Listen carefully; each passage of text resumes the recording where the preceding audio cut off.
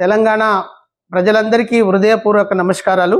తెలంగాణ రక్షణ సేన party chief శ్రీమతి కల్వకుంట్ల కవితమ్మ గారు ప్రొఫెసర్ జయశంకర్ గారి జయంతి సందర్భంగా నిర్వహించిన సామాజిక న్యాయ తెలంగాణ సంకల్ప సభ సంపూర్ణంగా గొప్పగా విజయవంతం చేసిన ప్రతి ఒక్కరికి తెలంగాణ రక్షణ సేన పార్టీ రాష్ట్ర కమిటీగా మేము హృదయపూర్వక కృతజ్ఞతలు తెలియజేస్తూ ఉన్నాను.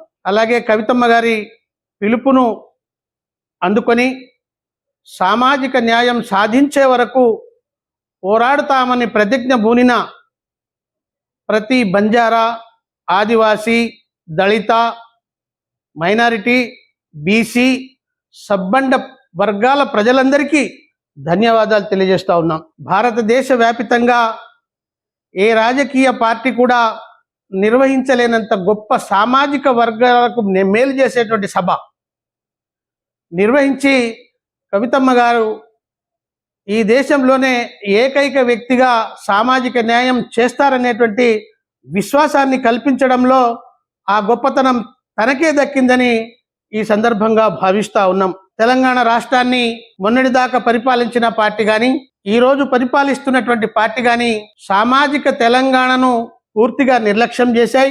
సబ్బండ వర్గాలను, వెనుకబడినటువంటి వర్గాలన్నిటినీ కూడా ఓటు బ్యాంకుగా మాత్రమే ఉపయోగించాయి.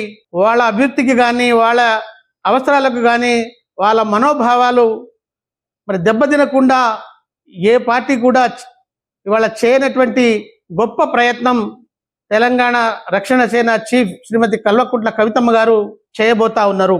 ఈ సామాజిక న్యాయం సాధించడానికి దేశవ్యాపితంగా ప్రణాళికను రూపొందించుకొని భవిష్యత్తులో అన్ని సామాజిక వర్గాలకు సరి అయినటువంటి న్యాయం కోసం వారు ఒక బలమైనటువంటి పోరాటాన్ని నిర్వహించబోతా ఉన్నారు. అందుకు తగినటువంటి ప్రణాళికలన్నీ కూడా సిద్ధం చేసుకున్నారు. నిన్న కవితమ్మ గారు సామాజిక న్యాయ తెలంగాణ సంకల్ప సభలో ఒక్కొక్క వర్గం గురించి తన హృదయం నుంచి మాట్లాడుతూ ఉంటే ఆయా వర్గాలన్నీ కూడా కవితమ్మ గారి యొక్క మాటలకు అర్థం చేసుకొని కవితమ్మ గారే ఈ రాష్ట్రానికి నిజమైనటువంటి నాయకురాలుగా ఉండాలని, అదేవిధంగా తన నాయకత్వంలో అయితేనే ఈ సామాజిక న్యాయం సిద్ధిస్తుందని అన్ని వర్గాల ప్రజలు భావిస్తూ ఉన్నారు. ఇవాళ అనేక ప్రాంతాల నుంచి అనేక మంది మేధావులు ఇలా ఫోన్లలో కూడా మాకు సమాచారం అందిస్తూ ఉన్నారు.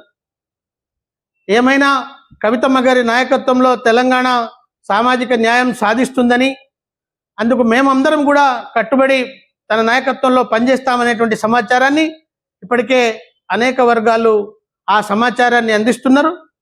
అలాగే ఈ తెలంగాణ ప్రజలందరూ కూడా కవితమ్మ గారి నాయకత్వంలోనే మాకు న్యాయం జరుగుతుందనేటువంటి విశ్వాసాన్ని తను ప్రసంగించినటువంటి ప్రసంగం ద్వారా విశ్వాసాన్ని వ్యక్తం చేస్తూ కవితమ్మ నాయకత్వాన్ని బలపరుస్తున్నారు.